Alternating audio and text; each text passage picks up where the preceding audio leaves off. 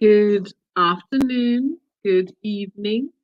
Welcome to another episode of the EQ Lunch and Learn series. My name is Mucha Mlingo, and I am delighted to be your host once again. I know that we are going to have an awesome time as we talk today about a very important topic. In today's fast paced and demanding work environments, achieving a healthy work life balance is more crucial than ever. The incessant demands of work, coupled with our personal responsibilities, often leads to stress and burnout, negatively impacting our mental, emotional, and physical well being. Emotional intelligence can help us. How? Well, when we utilize the skill of emotional intelligence, we can effectively navigate our emotions, navigate challenging situations, and find balance. And today we're going to be exploring how exactly you can do that. In our conversation today, we're going to be looking at how you can prioritize your well being and, where necessary, seek the support you need to find that elusive balance. As always, I have three phenomenal guests who are going to help me to unpack this topic. As I always say, I hope you have brought the lunch because indeed we have brought the learning. Let me bring up to the stage the gentlemen in the house. So rather than ladies first today, let's go with gentlemen first. Wycliffe is no stranger to this platform. He has been with us before. He has over 18 years of professional experience in managing human capital. He is a seasoned HR leader, passionate about developing and executing HR strategy that supports the business goals and enhances employee experience. He is the HR head for the East Africa sub cluster at Swissport and works across the countries in the region, overseeing the areas of talent management, performance management, compensation, benefits, and learning for Swissport. Thank you so much for being here once again and for being that person who says yes whenever we reach out. Pleasure to be here today. Thank you, Mucha. Thank you. Awesome. Thank you very much, Wycliffe. We have another guest who has also been on this platform before. So I'm going to bring her on next. Sharon Kangai. Sharon is definitely no stranger, a keen friend of PTS. Sharon is an energetic, organized, and committed professional with a proven track record of building and managing strategic partnerships and fostering impactful collaborations. She works with organizations and executives to strategically formulate, implement, and manage operational and administrative structures while collaborating with key internal and external stakeholders. Sharon, it's great to have you here once again. Thank you for joining us. I'm excited to be here. Awesome. Last but not least, we have one guest who is new to us, and we are excited to have her here. And one of the things I did not tell Anita Kavu, is that once you've been here, you become a member of the family. And yeah, we will call on you again and again. And it's in the middle of the night for Anita because she is logged in from the US. Anita is a software engineer at one of the largest healthcare companies in the US. She brings a unique blend of technical expertise and a background in management and social work to her role. She transitioned into software engineering at the age of 35, which marked a significant milestone in her career, leaving behind a profession dedicated to individuals in the mental health field and supporting those with disability. This bold shift reflects her tenacity and adaptability in pursuit of her passions. She's also a passionate entrepreneur, and we're going to learn more about Anita today. Anita, welcome to this platform. It's really great to have you here. Thank you for having me. Thank you. Awesome, awesome, awesome. So if you'd like to connect with our guests. You can find them on LinkedIn, and we're going to be sharing the connection to their LinkedIn profile so that you can connect with them beyond this program. So, guys, let's dive right in. We're talking about balance, we're talking about burnout, we're talking about how emotional intelligence can help us. Our official topic is leveraging emotional intelligence to reduce stress and burnout. And this is in the run up to our EQ for Africa conference, which I will tell you more about a little later. So let's start with our opening question to all of you. What is stress and burnout? What are some of the common signs of stress and burnout? Because I think that it's good for us to start from that place. Sharon, can I come to you first? What are some of the common signs of stress and burnout? Before we start talking about what we can do about it, let's explore what it actually is. All right, thanks, Mucha. I think stress is a natural response to life's challenges. That's what I would say. And so it manifests itself in different ways. So once you're going through challenges and I almost said stresses of life, things that cause a lot of tension in your life, it starts to manifest in different ways for us. All right. So this could be headaches. It could be lack, it could be amnesia. It could be anything. And then it could be weakened immune system. And then it could manifest itself further into more chronic stuff like high blood pressure, digestive problems, you're not hungry or you're eating all the time, and things like that. So I think that's what stress is. And that's how it starts to manifest itself.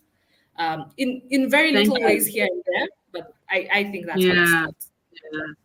I like that. So it's a natural response to what we're going through in life. So it's normal to face stress. And I really like the fact that you, or the point you've noted about how it's very much intertwined with even our very physical being. Anita, what would you add to what Sharon said about what stress and burnout is, and what are some of the common signs? Oh, I can talk about this. I worked in social work, like I said, for a very long time. That's a very stressful career. And physically it manifested in shoulders hunched, always being walking, feeling tight. You know what I mean? Not being able to fully relax, even when not at work. For me, obviously, I was on call. On top of the stress of the work, I was also on call 24 hours a day. So at any moment, I might get an emergency that I have to respond to. And so also that the anxiety that's leading up, I think in the corporate world, people call it the Sunday scaries, right? On Sunday, you're like, okay, on Monday, I have to see my boss. Oh my God, I have to tell him about the work. It's kind of the same thing, but for me, it was constant and not letting go, not being able to fully let go. Another thing for me was also not being fully present for my children, and not having the energy to even keep them active, taking them out to the park, taking them to do things. I am so exhausted that I'm like, you can play here, you can play in the house. And so I just don't even have enough to give to them. Those are some of my signs. Wow. And stuff. Yeah. Wow. So you're empty, basically. You're running on empty. There's just not enough to be able to live life to its full.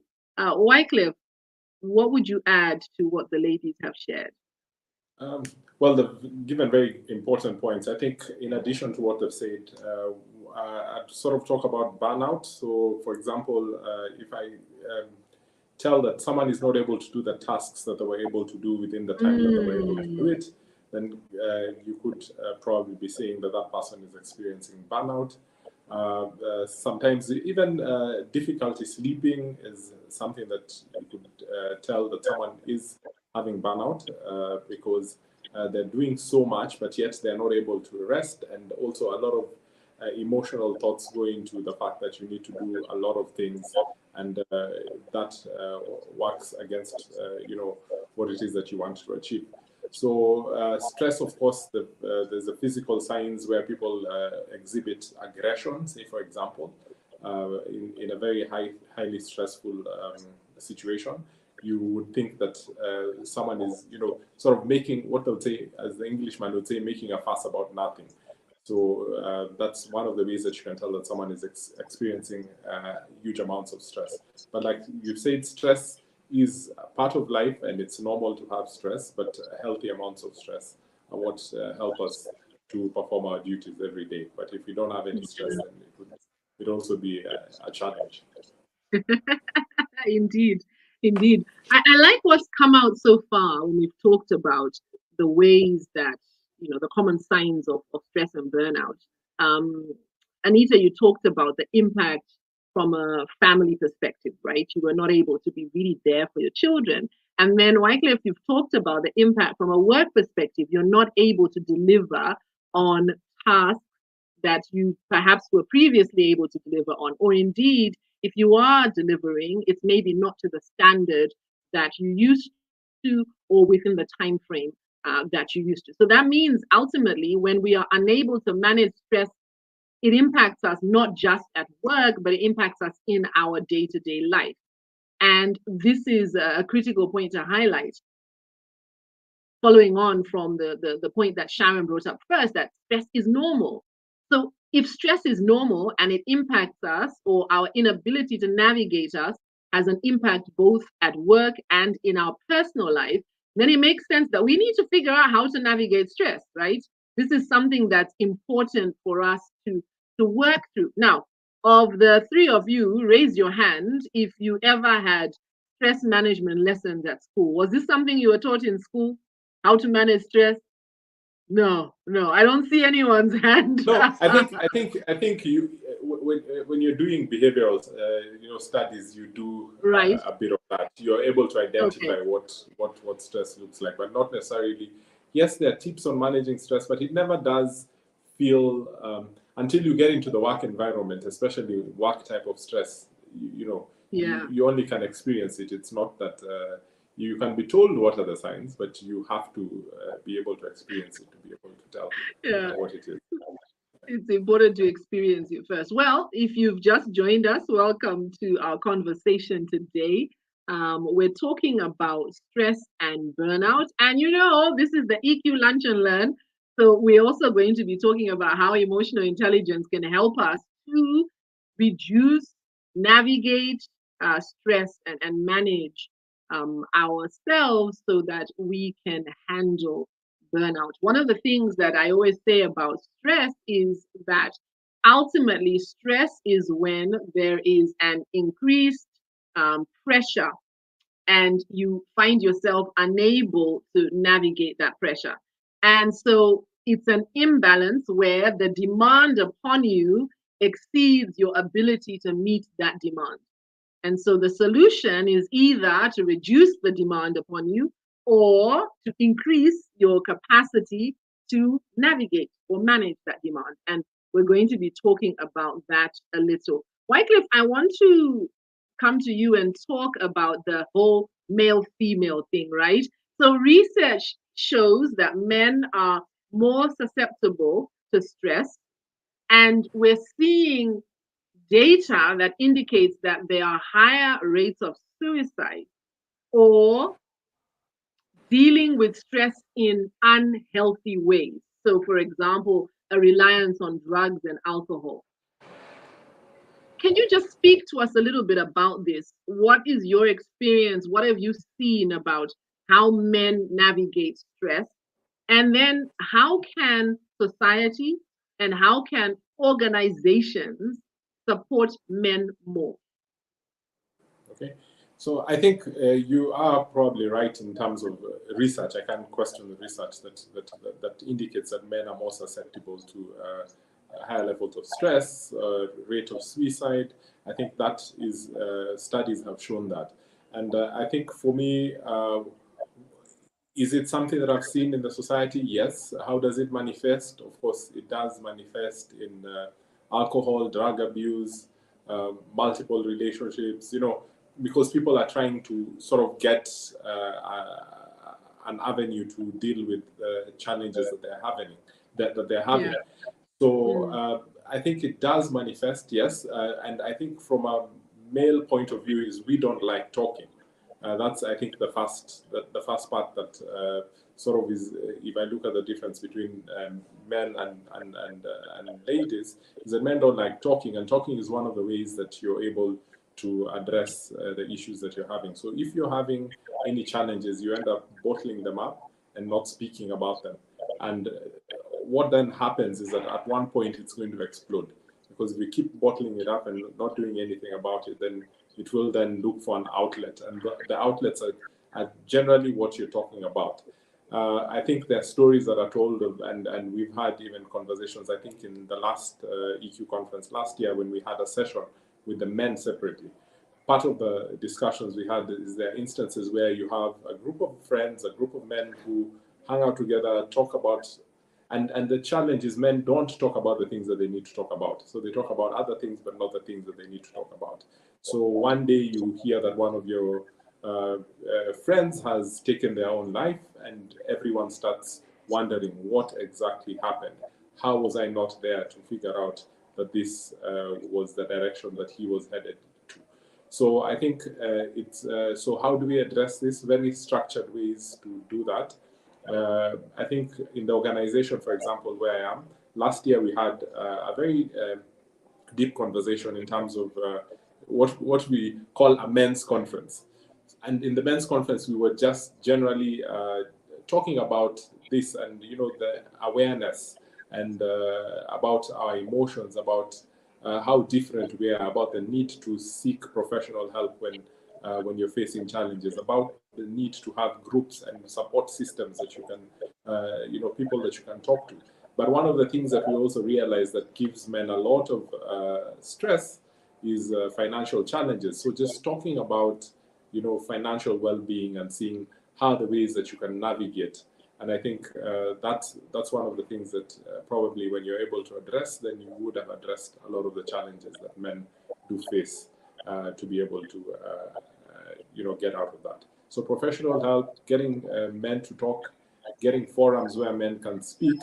But one of the things that we've also understood as men is that for you to get me into a forum, it has to be something that's exciting. Don't tell me that we're going to talk about mental health. No man is going to come to have that discussion. But talk about, we're looking at sports and having discussions around how we can better sports. Then people can come, because you have to look at the link that brings the men together. Then you can be able to then address those issues softly.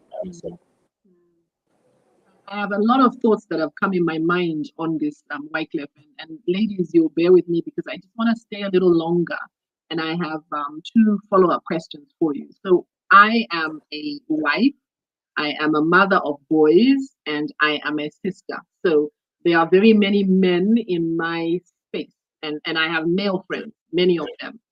So how can us women support men in this managing their stress, right? So what are some of the practical things? Just talk to me as a wife, talk to me as a sister, talk to me as a friend. What are some of the practical things that would help so that I can support the men in my life, and perhaps even start building the capacity for my sons to be able to navigate stress? I think that's one. And then, so let's start there. Yeah, I think one of the practical things that someone is able to do, either it's if you're looking from a partner, from colleagues, from all that angle, a mother or a sister, I think it's creating the safe space that someone is able to talk. And I think it's also not to be judgmental when people do say that. I know sometimes we associate being a man with being strong. And I think that's where the challenge is, because not all times can men be strong. So it's really just being open to that fact and assuring the men that are around you that yes, you do appreciate that they may face challenges, and giving them some breather. So sometimes it's just a breather and saying, you know what, and address. Sometimes people don't want to address issues immediately. Sometimes people want time to address issues. But that doesn't mean that they don't want to address issues or they're running away from issues. So I think probably that's one of the things that I would say that is really important. And really just having a candid conversation on what's going on.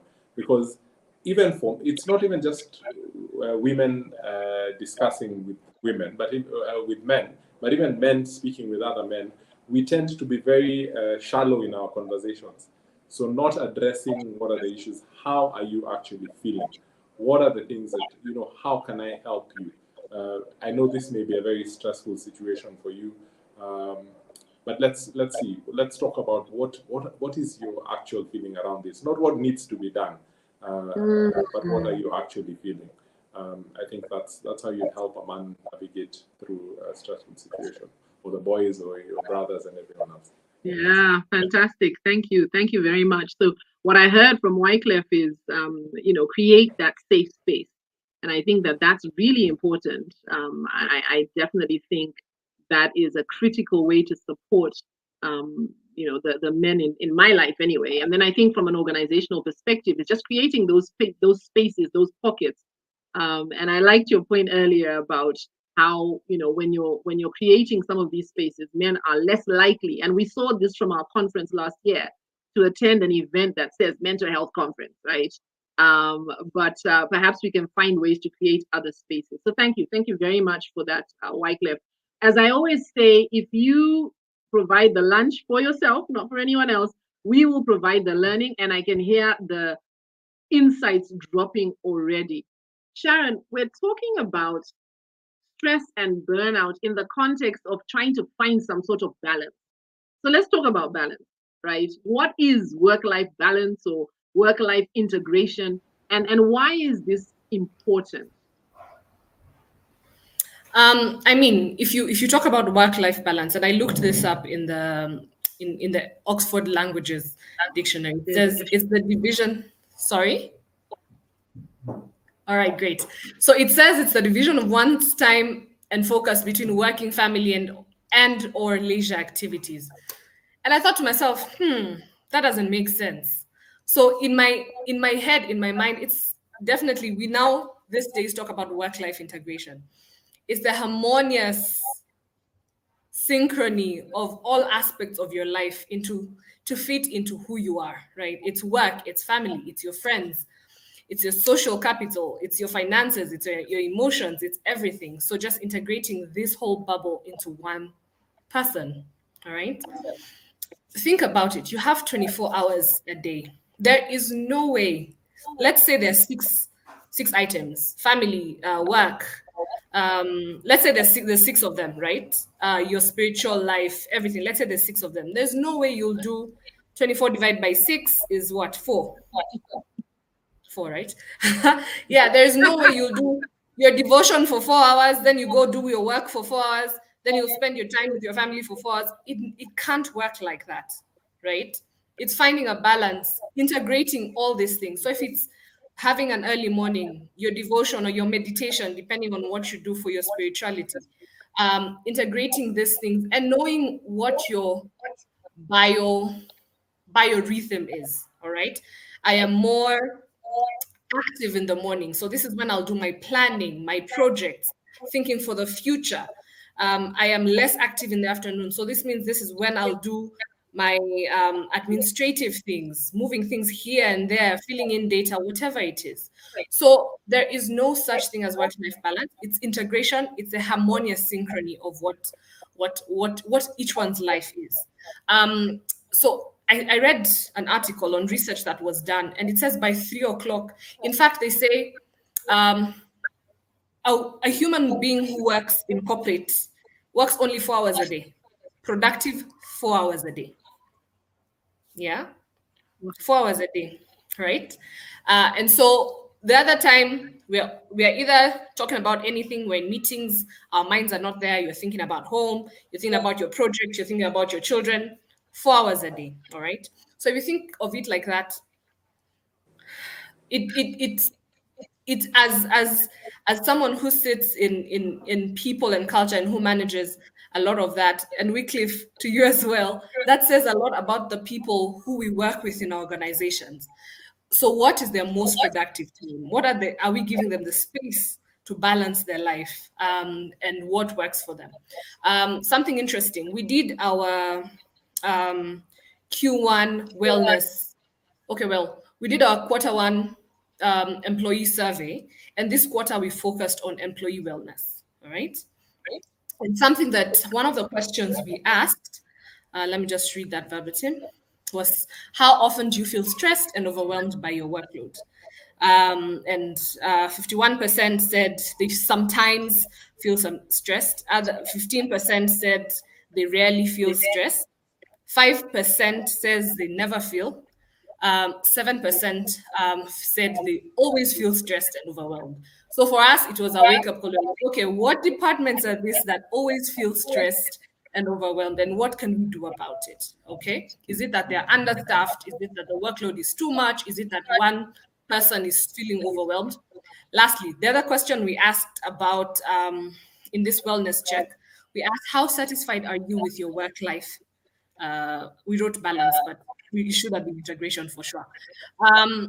80.5%, and this made me very happy because 80.5% feel well supported to enable them to take breaks and disconnect from work whenever needed. So they feel that the managers feel, yeah, you can go rest, but 19.5% feel like they're always told to stay back or whatever it is, and they're not given enough breaks to go and have that balance.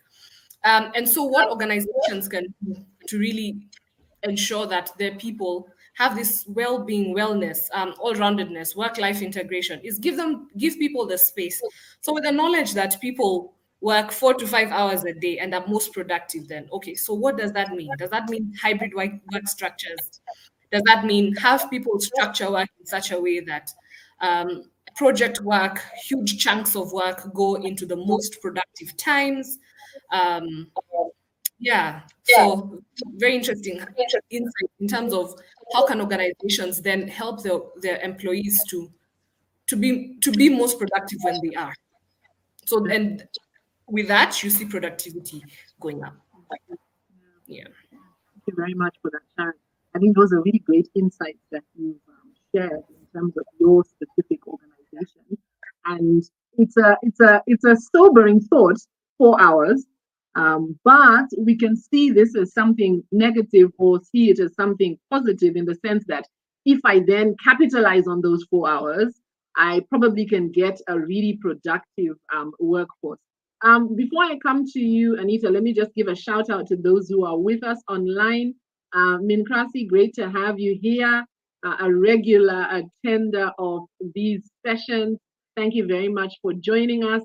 Rose says, Sharon, I call the 3 p.m. the graveyard shift. I know for a fact that when we're facilitating training for a client, that afternoon session from 2 p.m. after lunch, that is definitely the graveyard shift. And unless you've got someone who really is energized in the latter part of the day, you need to make sure that anything you do is very interactive because people are struggling at that point. But Rose, it's great to have you here. I really like what you said, Sharon, that it's about work-life integration, the harmonious synchronization of all the aspects of our lives, because balance may not be something that's actually possible, especially if you're thinking of balance in the sense that equal share of stuff, equal share of the different facets of your life. Rather, it's about how am I integrating all these sides of myself. Anita, I want to come to you and just talk to you. I'd love to hear your thoughts firstly on what Sharon just shared about finding balance. And especially because when you were doing your introduction earlier, when you were talking about what stress and burnout is, you talked about your experience as a social worker and being on call 24/7, right? So are we saying then that we are creating workplaces in essence that just don't give people the opportunity to find that balance? And then the question and that's now just a reflection based on what Sharon said and what you said earlier. I want to bring in EQ here. So how does emotional intelligence help us to manage stress and ultimately prevent burnout in the workplace? Sharon, thank you so much for that phrase, work-life integration.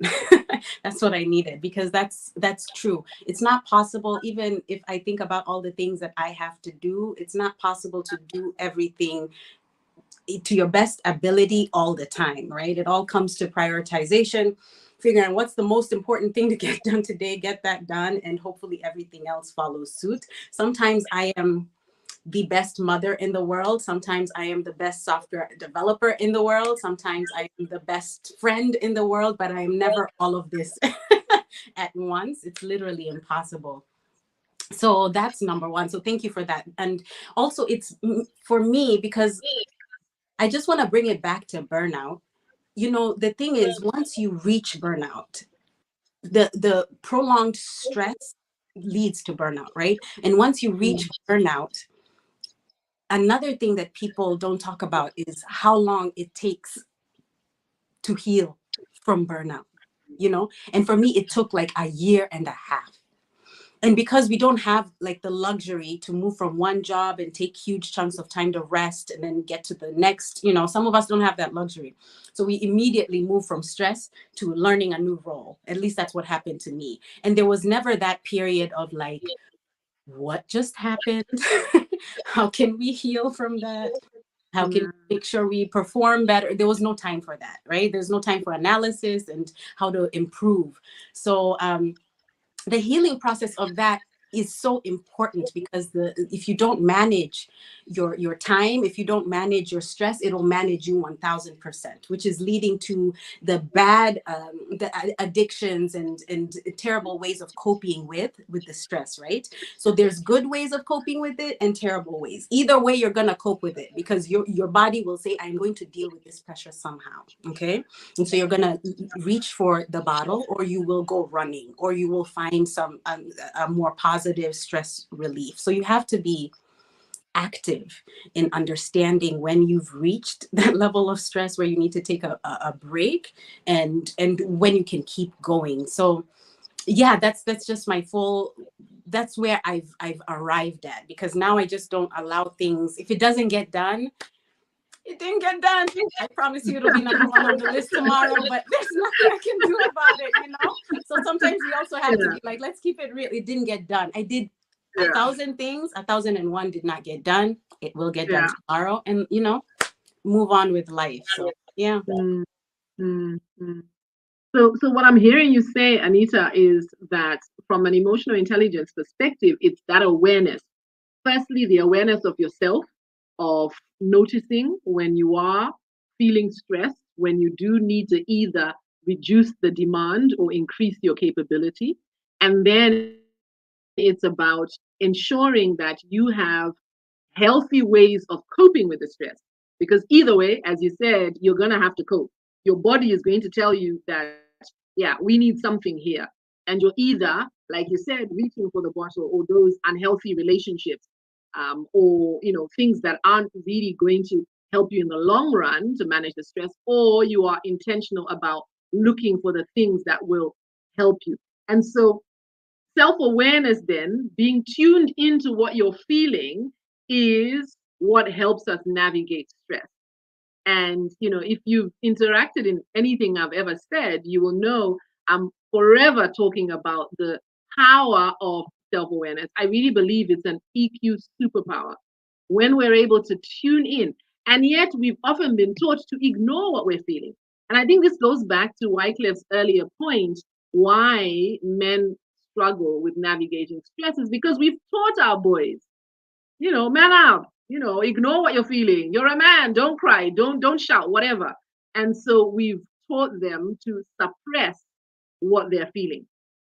Unfortunately, you can only suppress it for so long, and in the end, it ends up kind of exploding.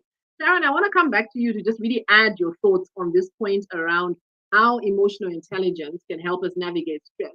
And maybe let's get a little practical. How has emotional intelligence helped you to navigate stress? and yeah, and thinking about your own experiences. Yeah. All right. So I've had the privilege of learning emotional intelligence over time, and having, kind of deep diving and just knowing what this thing is.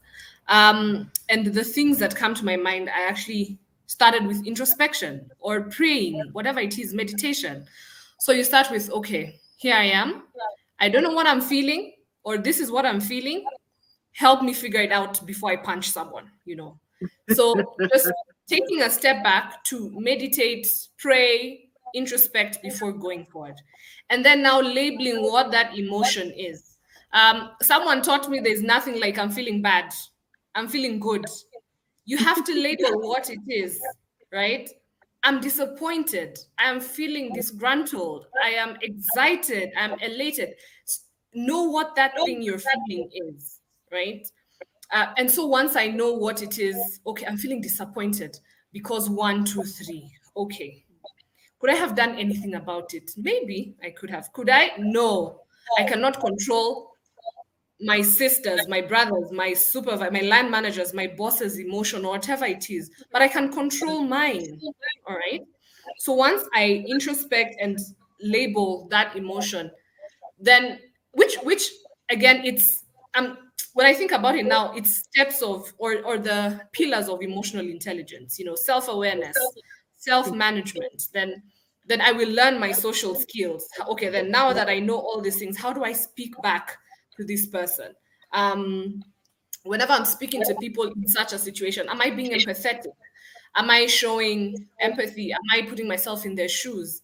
So once I think learning emotional intelligence, knowing your state of EQ or learning more about it puts you in a better position in handling stress and burnout. And especially as we interact with family, friends, and especially at the workplace, because it's a very critical thing to have as we interact with our people, our colleagues at the workplace. Yeah. Thank you very much for that, Sharon. When we are aware, we can then become more intentional about how we handle stress. The reality is that the way that we were created is that we have, many of us, well, all of us, a default response to the triggers that come our way. Some of us come out fighting when we're triggered. Some of us withdraw into ourselves when we're triggered. And starting with the awareness of what your default is useful, because fighting isn't necessarily always the answer. Neither is withdrawal. We may need to find some new mechanisms that help us to cope more effectively. Wycliffe, I want to come to you to talk a little bit about what we can do within organizations, right? So as a senior HR professional in your career, how can leaders foster a culture of emotional intelligence that supports this work-life integration within their team?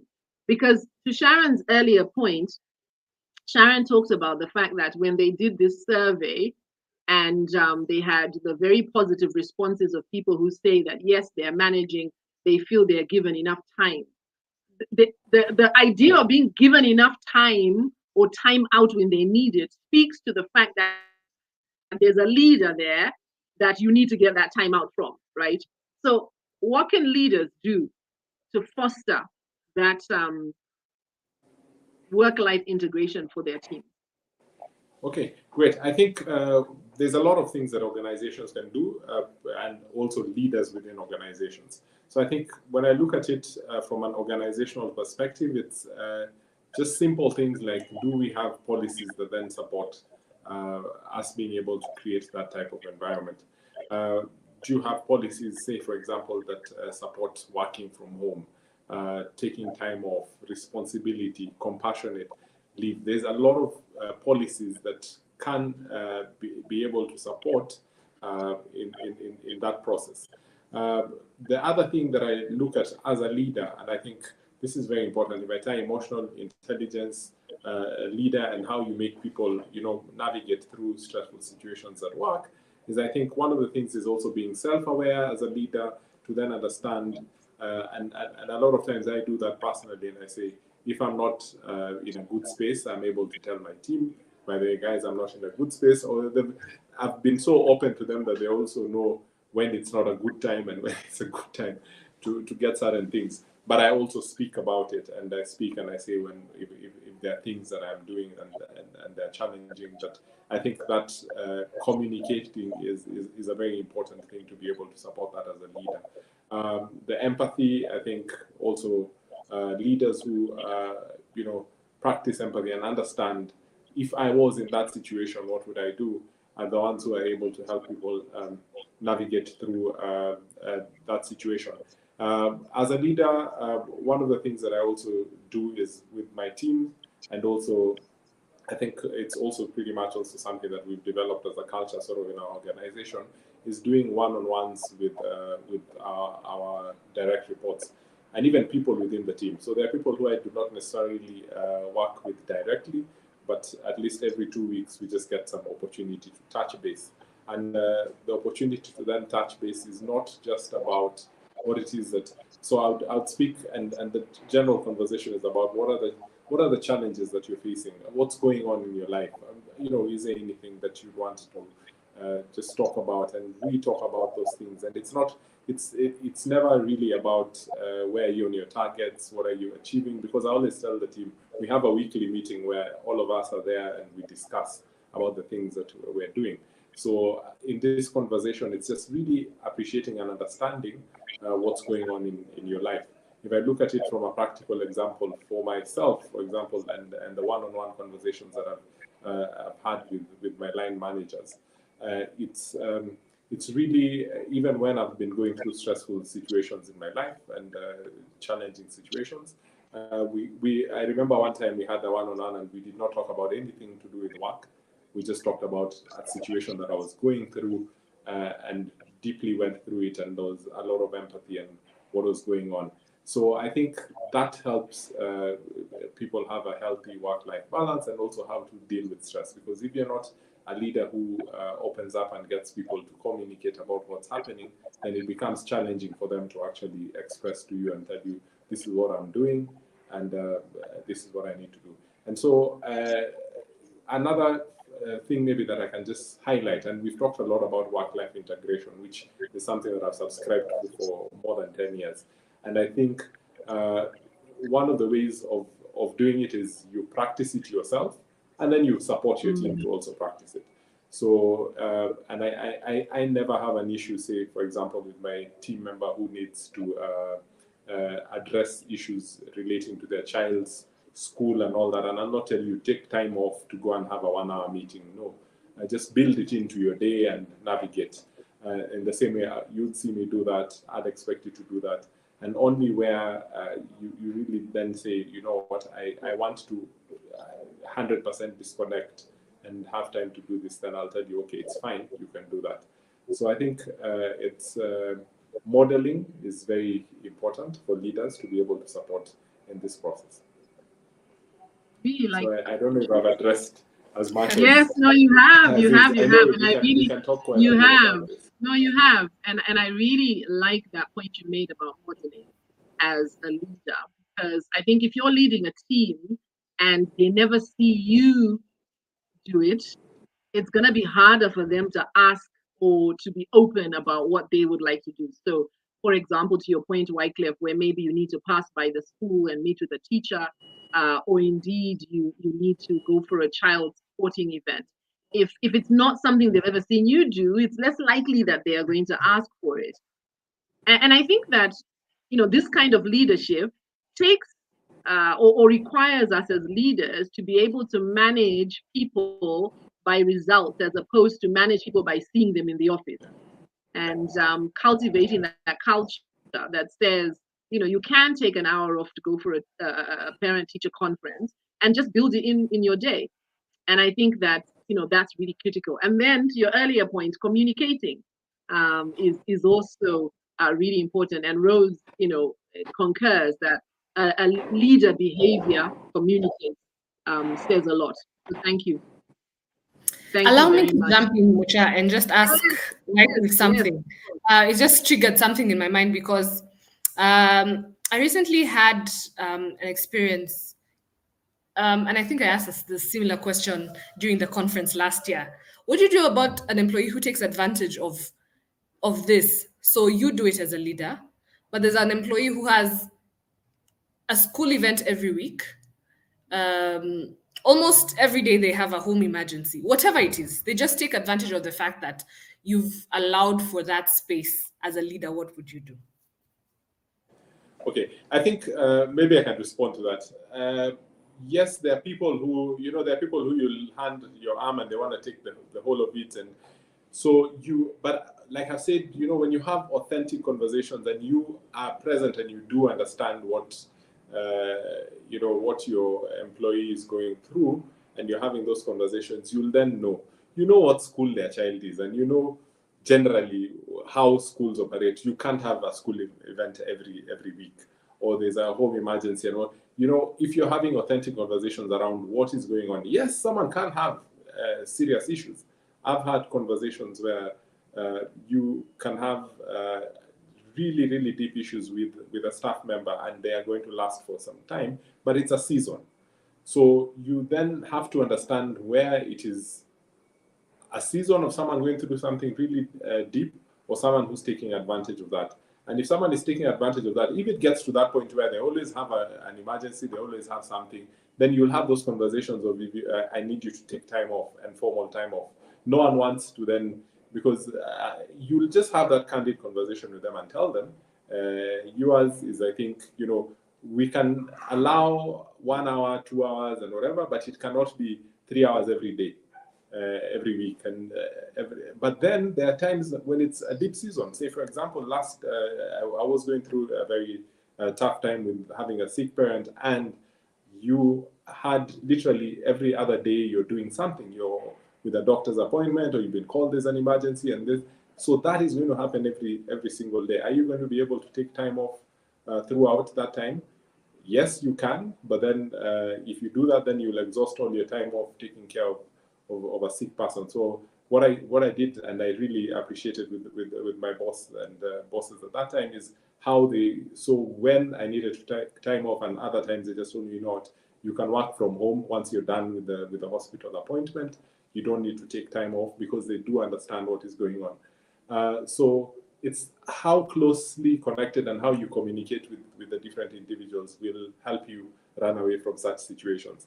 But being firm is very important, so that if someone is taking that every single day, take time off, and you're going to burn all your leave days with all you're trying to do. So, and policies also have to support that. So you also have to have organizational policies that dictate things like emergencies, how soon should you notify, what, and it's okay for you to take that time, but when you come back, apply for your leave. So I think someone can't do that every single day, but there's a season, and there are ways to then address that. Yeah, I like that point, and we've got a comment here that you can call the staff out. I think that where you see that this is something that is, maybe there's something else that you're seeing, then it's having that conversation. I think one of the things I always say is that as a leader, emotional intelligence and more importantly, empathy is not being soft.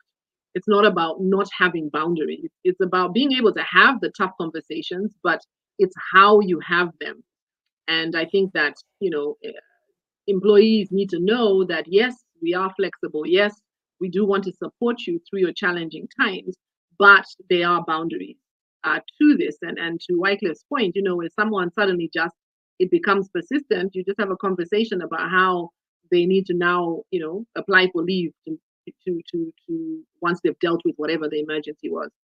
But at the same time, to Wycliffe's point as well, when someone genuinely is going through a tough patch, how we support can really make a big difference in how engaged and loyal a person is. I remember meeting a lady when I was doing one of my pitches for an organization, who told me that she stayed in that organization far longer than she would have expected because of how they handled a season she went through. So as Wycliffe said, she went through a very challenging season, and how they handled that challenging season for her is what made her loyal. Yeah. So I think that's Can I also yes, please share? go ahead. Yes, I love it so when we glad- have conversations Yeah, where I'm so everyone contributes. Yeah, I'm so glad you said that, Wycliffe, because I was just gonna say it just starts with relationship building, right? Like do you know who you're managing? Do you know what their challenges are? Do you know what their weaknesses are? Do you know what their strengths are? And once you understand the patterns, you'll know when things are off course, and you can check in and say, hey, what's going on? I'm noticing every other week you're asking to leave, but it's easier to do that when you have built the relationship. But if you haven't built a relationship and you see that happening, it's easy to judge someone like that person is always taking the day off. And they could have been going through a tough season. Also, building those relationships helps a manager understand the challenges. For example, if I just speak for myself as a woman who I know I have to pick up my children at 3, work ends at 5. What do you want me to do? You know what I mean? So when you speak to your manager and you come to them and say, hey, this is my challenge, if you've built that relationship, they'll be like, of course, just, use your lunch to go pick up your kid, drop them home, come back to work, get back on your laptop once you get home. I know you can't. Having that discussion is so important. One, it gives you and your manager expectations of when your work is being done. So when they see you at 3 o'clock out of office, they know exactly what's going on. They're not seeing you out of office and you just disappeared, right? But also it keeps you accountable and honest to the work you have to do. I work in the evening, usually once my kids are in bed, because if during the day I had to leave for whatever million emergencies as a mother you have to deal with, I know I can make it up between the hours of 9 p.m. and midnight. So it's so important to have an in-tune manager. That's all I wanted to add. Thank you. Yeah, no, fantastic. Thank you. Thank you very much for sharing that. I think that's so critical, being in tune. And so I guess it goes both ways, right? So as a leader, you need to be in tune with what's going on with your team. But equally, as an individual, you also then need to open yourself up to your manager so that your manager is in tune with what's going on with you so that they can provide the support. Because sometimes the stress we're feeling that's leading us to burnout is because we're not actually saying, hey, I need help. Hey, I'm not coping. We're soldiering on because we feel as though we cannot talk about what's going on. And maybe Anita, I just want to bring this up, and this is not something that we prepared. But how do we, just following on the conversation, you were just following on the comment that you just mentioned, something's come to my mind about leaders creating that kind of relationship where I feel like I can tell you what's going on. So how then, as a leader, do I do that? How do I build those relationships where my team actually feel they can come and say, you know what, I'm actually really struggling. My wife left me. I'm now doing the school run that I never used to do, and it's really messed up my ability to get to work on time and leave on time. If this is a man, he's thinking, I can't talk about that. So how do we, as managers, then cultivate those relationships that allow people to speak to you? I'm not in management anymore, but when I was in my previous role, I found that setting the precedent early was so important for the relationship building. Because if in the beginning, as soon as you're hired and you're onboarding, and I'm setting up those one-on-ones from the beginning, I'm getting to know you, we're setting up working sessions, I'm understanding how you work and who you are, I'm making jokes with you, jovial, being with you and seeing how you react. I'm getting to know you, I'm doing my job and getting to know you as a manager. And I feel like if you start from day one getting to know them, you will find them opening up to you by 6 months and telling you everything you need to know. And that's just from building a relationship and understanding that, hey, I'm here to support you in whatever way. And guess what? I will hold my boundaries. I will let you know what's appropriate and inappropriate. But that does not change the fact that I am here for you. So yeah. And I like that point. I like that point that I'm here for you. It doesn't change what is required of you. It doesn't change the boundaries, but I am here for you. And I think that's really an important message, because far too often when I'm talking to leaders about emotional intelligence, there's this perspective that emotional intelligence is being soft, and that if we give people space, they're going to take advantage. And I always emphasize that emotional intelligence doesn't mean you stop setting boundaries. It says, okay, so how do I support you to still deliver on what is required as you are supporting your sick parent, for example? That's what emotional intelligence is.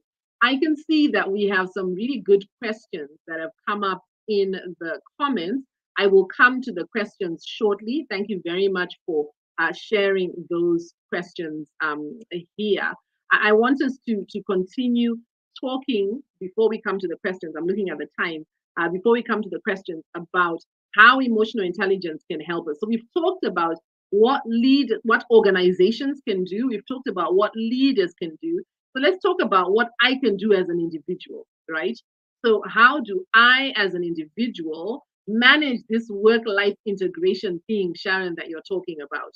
How do I make sure that I am equipping myself to navigate the stress that is normal, that will come up in my life? So I'd like each of you to share. Perhaps each of you can give maybe 2, 3 tips or insights that a person can utilize. What can I do so that I am leveraging this emotional intelligence? And I know, Sharon, you spoke earlier about this idea of prayer and introspection. Can we talk a bit more about this introspection? What exactly did you mean by that? And how can that help me? And then any other tip that you would add. And then we'll come to you, Anita, and then Wycliffe. So by this, I just meant take a step back. Think about the situation. Just take a step back. I think it takes what, Mucha? 6 seconds for I forget this science, but I know it takes 6 seconds for your mind to calm down. Yes. Something so like the rational part of the brain to catch up with the emotional. Yeah, just 6 seconds. Right. And in those 6 seconds, just take a step back. Think about it. Why am I feeling what I'm feeling? God, help me figure this out. I don't know what it is. Help me figure it out. It's part of the process of self-management, right? And especially when you think about emotional intelligence. But in terms of work-life balance, 2 things come to my mind on tips and tricks. Number 1, prioritize on self-care. There's only one of you, right? There's only one of you. So if you don't take care of yourself, that means you will not show up well at home. You will not show up well at work. You will not show up well to your friends, to your relatives, to your children. Prioritize on yourself, all right? Once you've taken care of yourself, then you will show up well in most, if not all, aspects of your life, at least one at a time, okay? Second thing that comes to my mind is be realistic. If you can't, you can't. You cannot be a super mom, super sister, super friend, super manager, super everything. So be realistic. Today, you'll be super mom. Okay. Then tomorrow, I'll be super manager. Life, I've come to realize that life manifests itself in different ways every day. So there's a day that you're shining at work, then there's a day you're shining at home, and then there's a day off. So be realistic. There is no possibility that you can be all these things at once, because this is when you get stressed and burnt out because you're trying to be a star every day in all these aspects. Yeah, 2 things. Be realistic, prioritize on self-care. I really like that. Prioritize on self-care. And, Sharon, if I can just stay a little longer with you on that idea of prioritizing self-care. If you don't mind sharing, can you give me an example of ways that I am prioritizing? I mean, for someone who's thinking, okay, what exactly does that mean? Who may not be familiar with that term. Could you just give me an example of what prioritizing self-care might look like?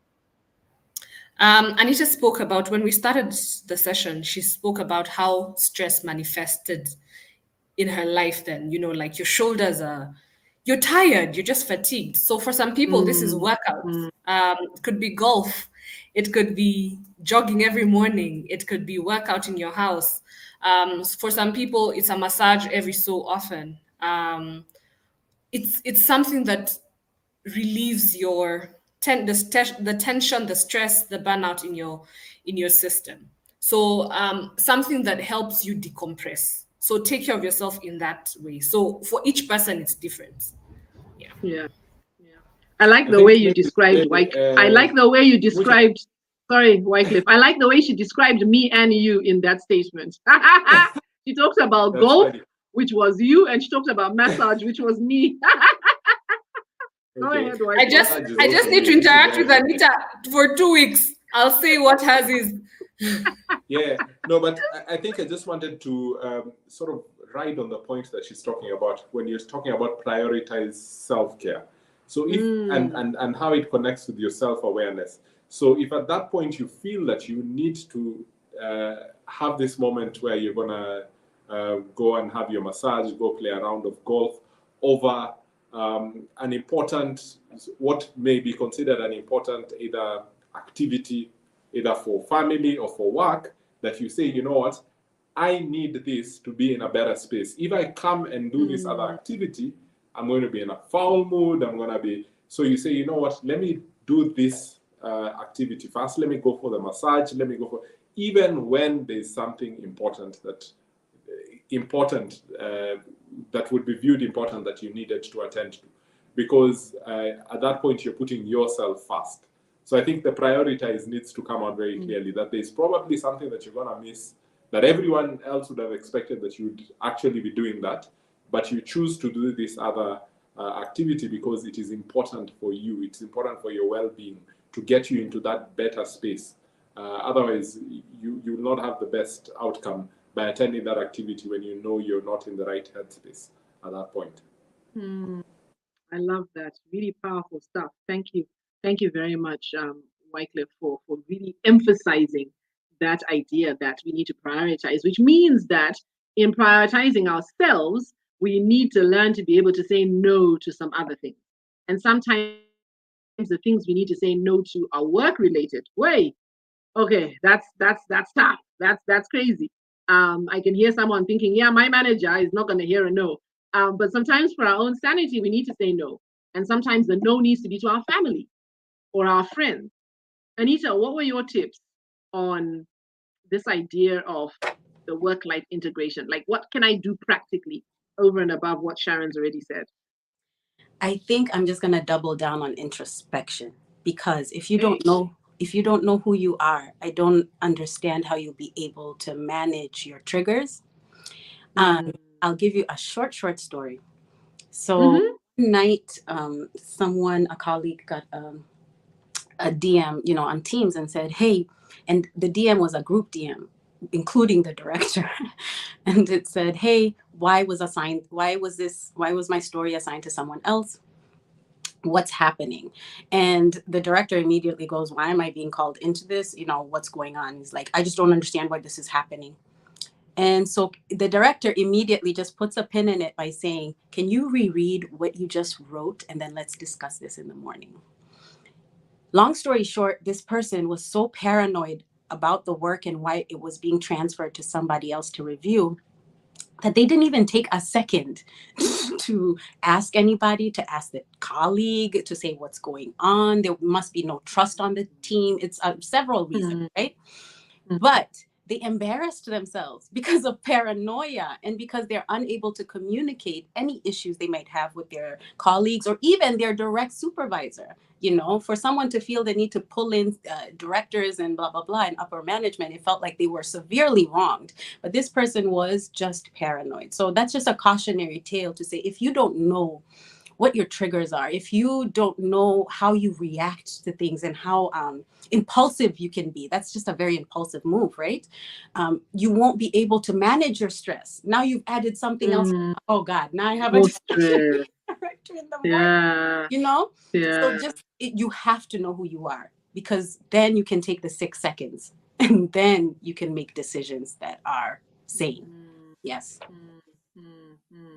I really like that. And, there's a question here that's going to kind of cause us to divert. Wycliffe, I haven't forgotten that you still may want to add your thoughts on practical things we can do to manage that kind of work-life integration. But Ibrahim Farah has a question here that's very much related to what Sharon and Anita have said. So I'd like us to tackle this here, because you're both talking about the importance of being self-aware. the importance of introspection. Okay, so what do I do if I don't know about self-awareness? How do I become self-aware? How do I develop this skill of self-awareness? So let's just talk about that before we come back to Wycliffe talking about the kind of tips in general about balance. How do I build self-awareness? Who wants to tackle that one? Yes, Anita, go ahead. Journaling is a great way to learn about yourself. And it doesn't have to take long. It can be 5 minutes. Jot down your thoughts, move on with your life. Over time, you will notice that you are writing more and more, and you're more introspective. Another one is, if you're a prayerful person, a spiritual person, just taking time in the morning, evening, whatever works for you, and just speak to God, the creator, whoever you worship. That's another thing, because that teaches you about yourself, who you are, what's important to you. Those are two great tips that you could start today, and by the end of the year, you have more knowledge of what kind of person you are, and you'll be better for it. So yeah. I really like that. Sharon, you look like you wanted to add. Yes, please go ahead. Yes. She talked about journaling. So I struggle with journaling. I would start journaling and I would cry. So it never worked for me. Short story. Some time back, over the past few months, there's a season I used to get headaches every so often, and it was like really bad headaches. The ones you feel in your eye, and it starts at the back. And I kept going to the hospital. Wycliffe looks like he already knows what the problem was. I'd go to the hospital and they say they can't see anything. Like it's nothing. So what the doctor said, okay, Sharon, you've come here 3 times already. So now I need you to do something. Every time you get this headache, think about your day. What happened? On the day you get the headache, what happened? And I noticed a trend. Something was happening at work on those days. So Ibrahim, I would say, start noticing the trends in your life. When something happens, how do you react to it? So once you notice the trend, you can write down what the trend is. Even if you don't like journaling, just note on date X, I had this, this happened and this happened. And then look at the trend, and then now you become more aware. And that was stress for me. So from that point, I knew how I started being aware of, I need to manage this at work, lest this will affect my health in the long run. Yeah. So start tracking stuff happening in your life. Yeah. So maybe, okay, Wycliffe, you want to add? No, I think it's the reason I was smiling and laughing was not necessarily about Sharon. I was just saying, when she talked about the headache, I'm talking to a colleague who's been having that issue, and she tells me, you know what, it's the April headache. So we need to find out what exactly happens every April, that she has this really almost bad headache that you've described. So I think, like you said, it's really the power of association. Look at what leads to this and how you're able to connect that. That will help someone develop their self-awareness. And it's all about emotions. How do I feel? I think that really defines, things. Yeah, we lost Wycliffe for a second there, but I can. Yeah, sorry, okay. But I'm back.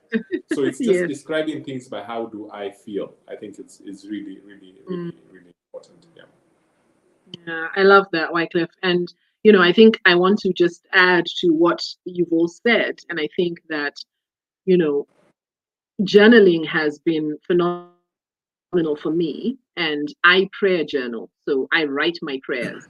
So I've combined my kind of prayer life with my journaling, and I find that really useful for me. But one of the things I also share with individuals, maybe who, if you're like Sharon, journaling is not an option for you, is to actually just do a check-in every day, right? So on a daily basis, just do a check-in, Ibrahim, and it doesn't have to take long. 5 minutes. Just stop and ask yourself, how was the day? Right? And you're speaking to yourself, so be honest with yourself. Notice where there were spikes in your emotional temperature, whether that spike was a spike in a negative direction or a spike in a positive direction. and then just note what's going on.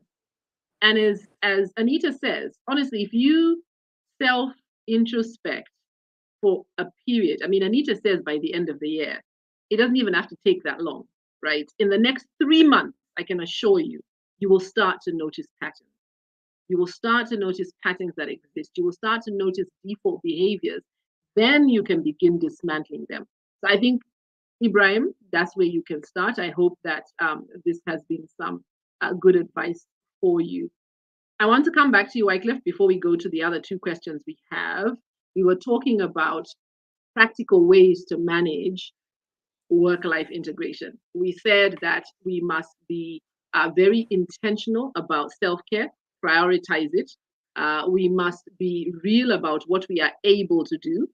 We talked and went a bit deeper about self-awareness as a critical tool for navigating work-life balance. Is there anything else you want to add, Wycliffe, to what we've said so far? Yeah, I think one of the other things that I'd like to add is about like having flexibility. I think that's one thing that's very important when you're doing work-life integration.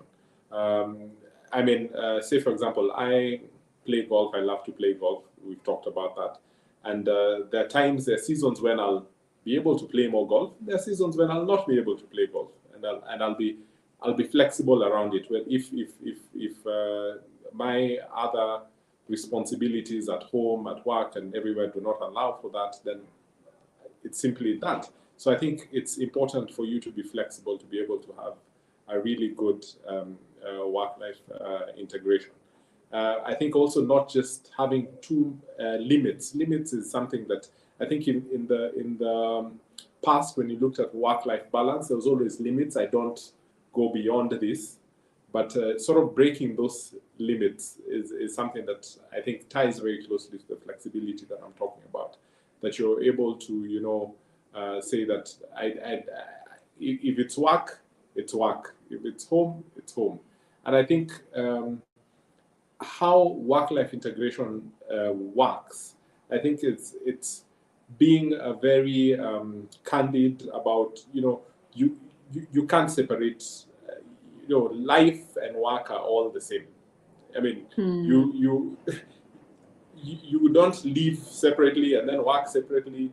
And back in the days, we always used to say, leave your emotions at the door. When you come, whatever happened at home, leave it when you're entering the office, then pick it up when you're leaving the office, so that you can deal with that. It's almost practically impossible for you to do that, especially in this era of technology.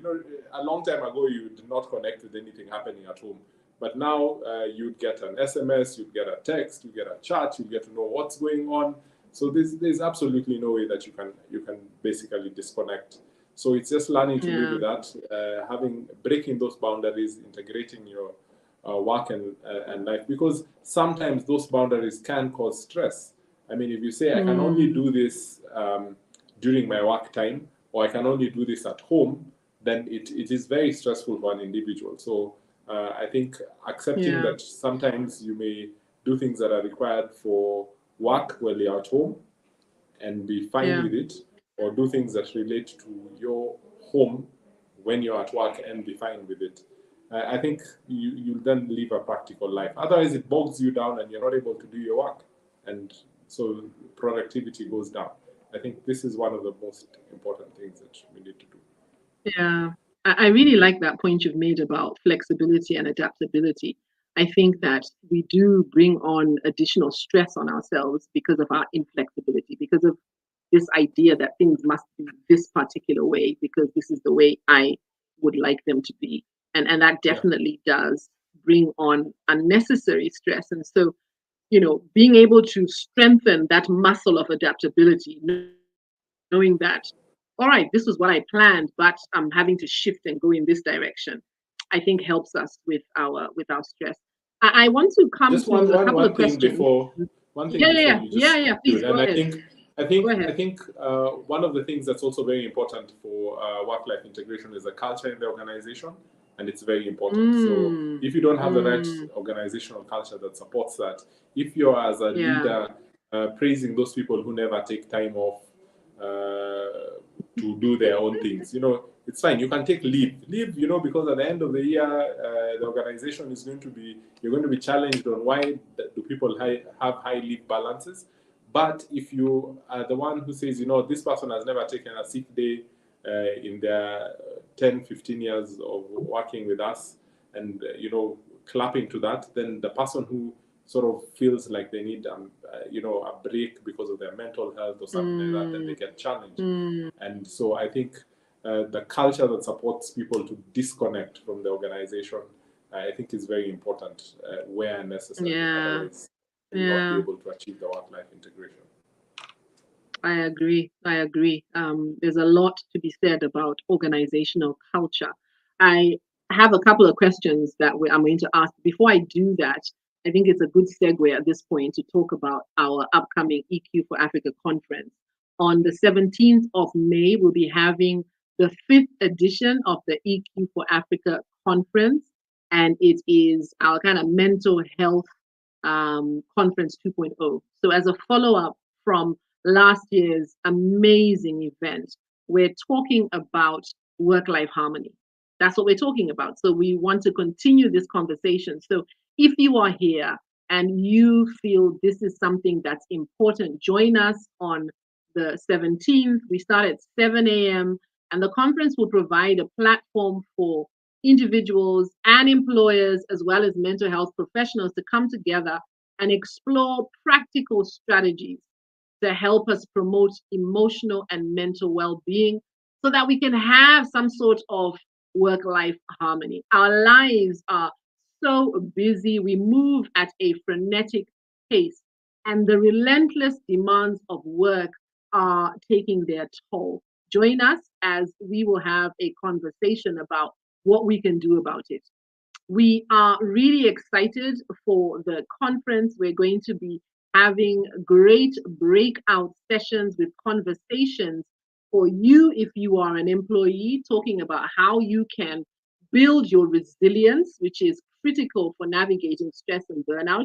If you are an entrepreneur, we're going to have a special session for those in business, figuring out how they manage this work-life harmony when work, running your business, bleeds into life and life bleeds into work. And then we're really excited this year, based on feedback from last year, that we're going to be having a special session for HR practitioners, for individuals who feel as though I'm in charge of people. I never did anything on mental health in my training. Where do I start? So we're going to be having a conversation for HR professionals to learn a little bit about what they can do within their organizations to cultivate this environment that we are talking about today, that allows for people to find that integration between their work and life. And here's the thing, ultimately, we end up more productive. We end up more productive when we are able to find that harmony. So if you have, a desire to learn more how you can support your mental health and emotional well-being, join us for the conference. You can find out more on the conference website, www.eq4africa.com, EQ, the number 4, Africa.com. And we really look forward to having you join us there. So let's go to our questions. I have 2 and I have 9 minutes. So let's make sure we do justice to them. We have Kimani here, and any of you, my panelists, can pick on this. Great conversation here, Mucha. Would be keen to hear thoughts from an EQ perspective on difficulty setting boundaries, perfectionism, or FOMO as major contributors to unhealthy work-life balance, particularly for senior leaders. So someone has difficulty setting boundaries, someone is a perfectionist, someone has FOMO, serious FOMO. And, these could be contributors to unhealthy work-life balance or a failure to integrate work-life. Anyone want to share some thoughts on this question or this reflection that's come from Kimani? Yes, Wycliffe, go ahead. Yeah, I think if I look at it from an EQ perspective, and I think about self-regulation as one of the key things around emotional intelligence, is just figuring out and knowing how to manage your emotions, how to manage yourself effectively when it comes to those particular times. Say, for example, if I think about, there was a situation, I think it was last year, I had, on one evening, I had a very stressful day at work. It was a very long day at work. In the evening, I had a dinner to attend, which was, a trustees dinner to attend. I also had, there was a HR sort of event to attend with some group that I am in for HR. And I can't remember, there was another third thing I think I was supposed to do. And I was just, I knew at that point I was extremely drained and had a very long week. But I just told myself, you know what?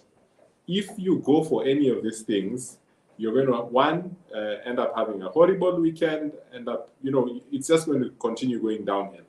So I just said, you know what, I'm going to miss out on everything. I've never I've been invited. I think this partner of ours has invited us for several dinners in the last 2 years, and every other dinner I've never attended because there's always something that's coming up. This other one was very exciting for the HR community that I'm part of. And also, same thing, I said, you know what, I just simply can't do it. So I just went and sat, and that day I did not even leave my room. I sat, I said, I'm not even putting on Netflix or anything. I'm just sitting to decompress. So I think that self-regulation, which is part of emotional intelligence, is what helped me on that day. And I think that's what you can be able to do, to set the boundaries, to say, no one can achieve perfection, for example. You can't be 100%. In fact, I'd actually said I'll map it out and live here, do 1 hour to these guys, and then do another 1 hour with the other guys, or start the other way around. And then you're already thinking about how to navigate Nairobi traffic to get to the other place, and then get to the other place. But at the end of the day, it's unfortunate that you are not able to attend, but for me, it was more important that there's a lot of things that you're dealing with that you need to then regulate yourself, not anyone else. Yeah. So the self-awareness coupled with the self-regulation helped me to do that. Yeah. Fantastic. Any other comments? Sharon, you look like you wanted to say something. Yeah, I'd like to just throw in self-awareness here again. And just when I look at these things, in terms of setting boundaries, fear of missing out, and healthy work-life balance, mostly setting boundaries and fear of missing out. Because I've been here before, and is it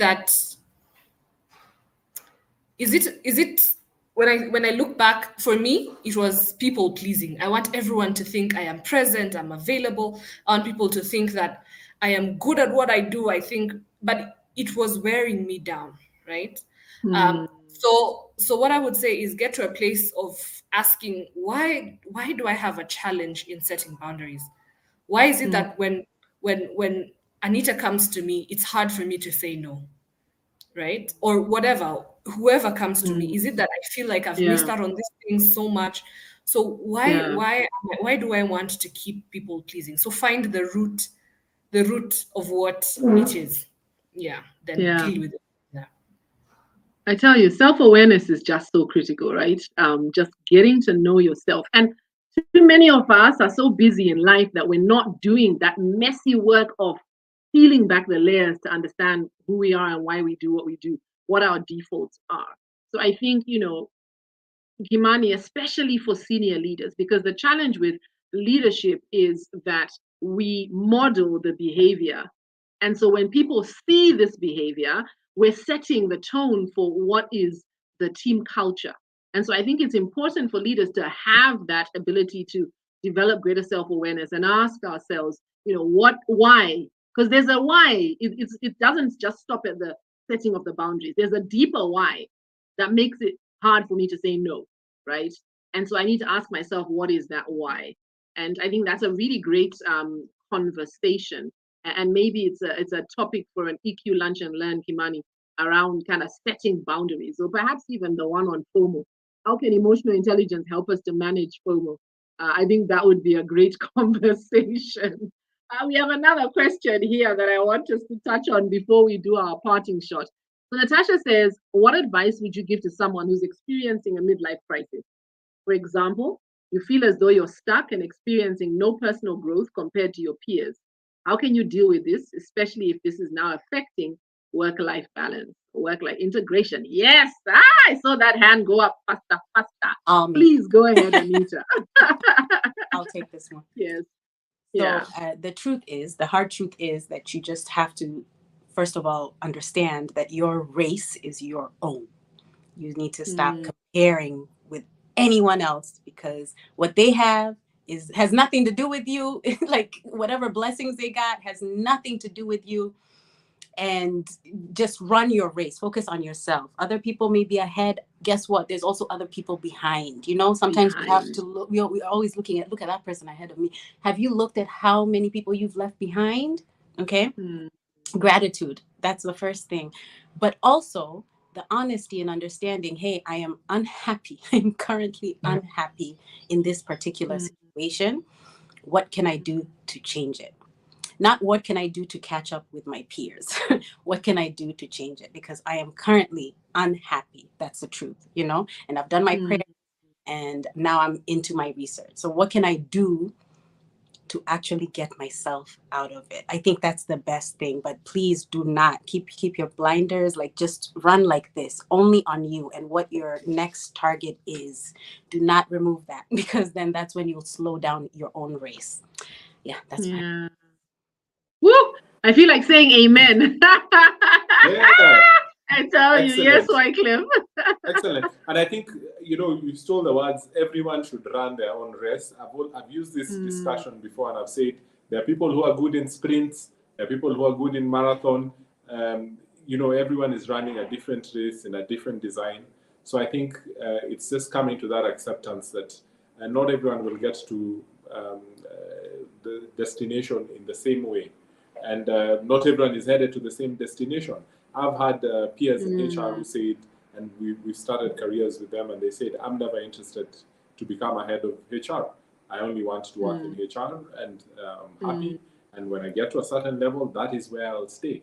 I don't think I have the capacity to deal with the additional things. And that sort of goes to the last part of the question, where it may be affecting your work-life balance or work-life integration.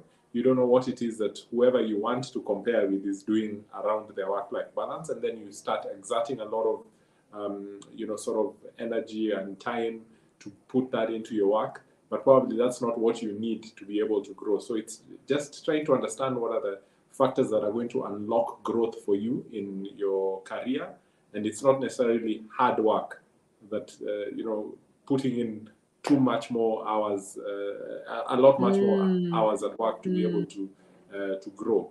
There's a lot of things that you can be able to do to change your path. And midlife, I don't know whether you say it's 40, 50, whatever. I think concepts that are now changing around that point.